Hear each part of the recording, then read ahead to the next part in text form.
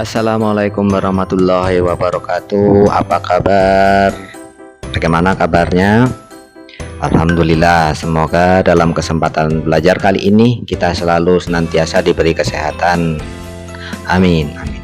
Baik, sebelum kita mulai belajar, marilah kita berdoa terlebih dahulu agar apa yang kita laksanakan pada hari ini dapat memberi manfaat bagi kita semua.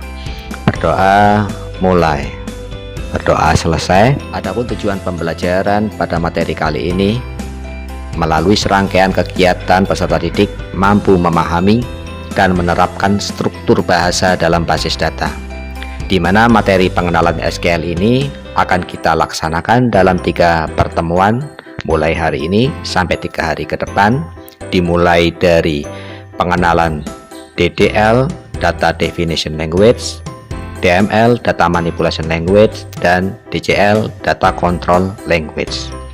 Nah, untuk materi hari ini kita akan belajar bersama mengenal struktur bahasa SQL dalam basis data.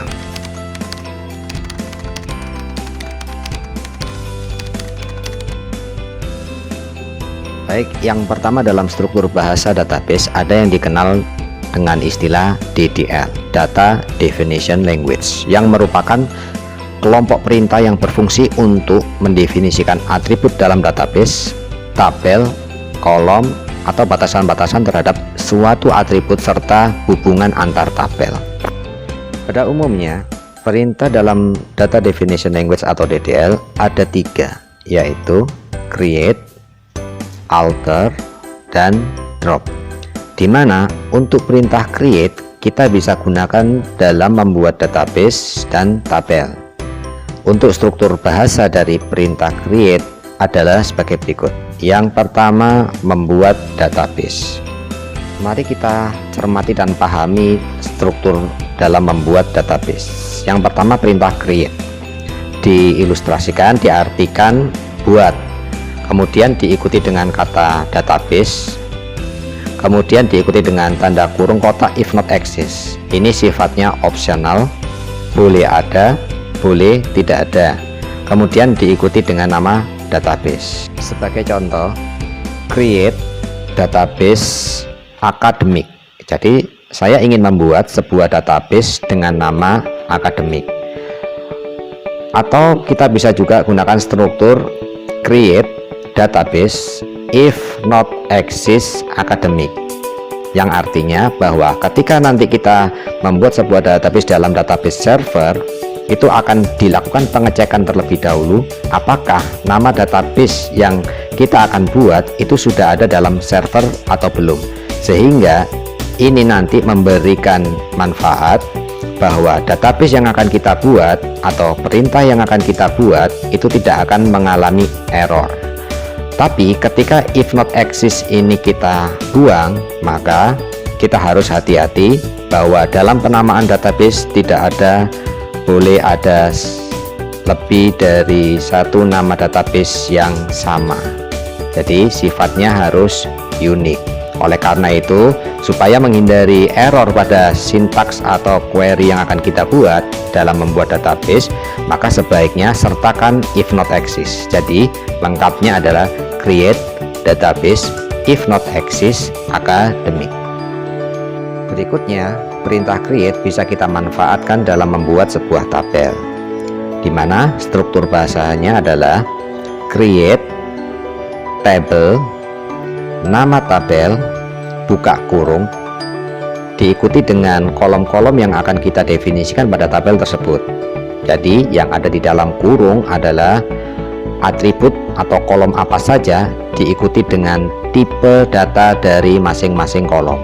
Nah, untuk tipe data ini kita akan bahas di pertemuan berikutnya.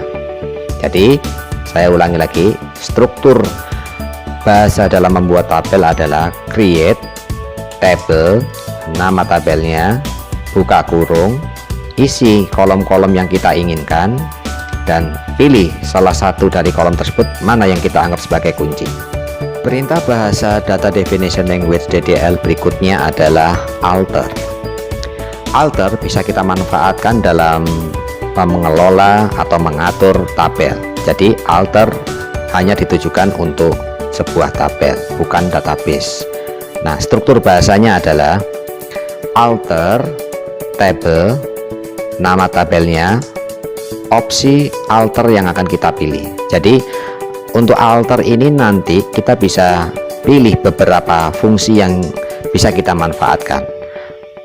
Ketika kita membuat sebuah tabel ternyata kita kelupaan satu kolom atau atribut tertentu, kita bisa tambahkan tanpa harus membuat ulang tabel dengan cara alter table, tambahkan kolom baru yang ingin kita tambahkan. Atau alter ini juga bisa berfungsi sebagai pengubah, mengatur tipe data yang sudah kita buat. Jadi kalau ada kesalahan tipe data, baik dari tipenya sendiri ataupun panjang dari tipe yang kita inginkan, itu kita bisa melakukan melalui yang namanya alter table. Banyak beberapa opsi pilihan yang ada di dalam perintah alter table.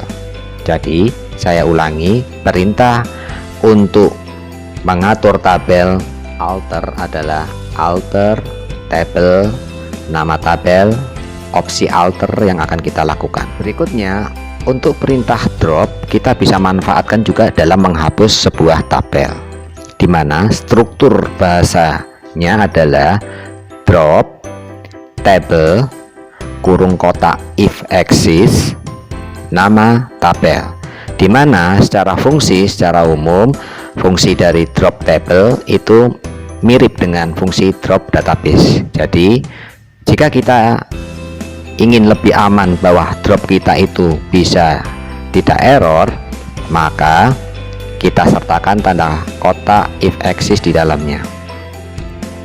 Jadi untuk perintah menghapus tabel adalah drop table kurung kotak if exists nama tabel.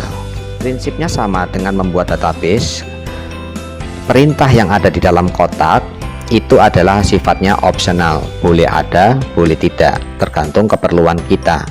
Tapi saran atau rekomendasinya, if exists sertakan dalam setiap menghapus database, karena jika nama database yang kita sebut nantinya yang akan kita delete itu tidak ada dalam database server, maka perintah yang kita berikan tidak akan mengalami error. Tapi ketika kita tidak sertakan if exists dan kebetulan nama database yang kita mau hapus itu tidak ada di dalam database, maka perintah drop yang akan kita lakukan itu menjadi error. Jadi rekomendasinya untuk struktur bahasa menghapus database adalah drop database if exists nama database yang akan kita hapus. Jadi agar kita dapat membuat database, tabel, dan menghapusnya, maka kita perlu mengenal dan memahami perintah dasar DDL, Data Definition Language, yang mana di dalamnya ada perintah create, drop, alter. Baik, bagaimana? Apakah sudah dipahami? Jika masih mengalami kesulitan, silakan memanfaatkan forum diskusi yang ada di LMS. Semoga bisa menjawab solusi dari permasalahan kalian. Dan jangan lupa seluruh tugas yang ada di dalam LMS diselesaikan sehingga dapat dengan mudah nantinya untuk mengikuti materi berikutnya. Baik, untuk kegiatan pertemuan kita berikutnya, kita akan bahas struktur basis data yang lainnya, di mana kita akan belajar bersama-sama mengenal DML atau Data Manipulation Language. Baik, untuk materi kali ini cukup.